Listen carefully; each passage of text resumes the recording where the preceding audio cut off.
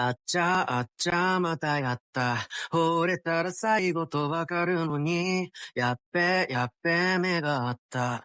危ないあの子はべっぴんさん。あたしとあなたぴったりな気がするの。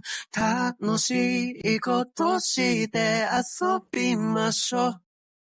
本当ですか嘘ですかあんたに恋していいですか本当ですか嘘ですか気づいた時には言っちゃった泣いたら負けやでアップップ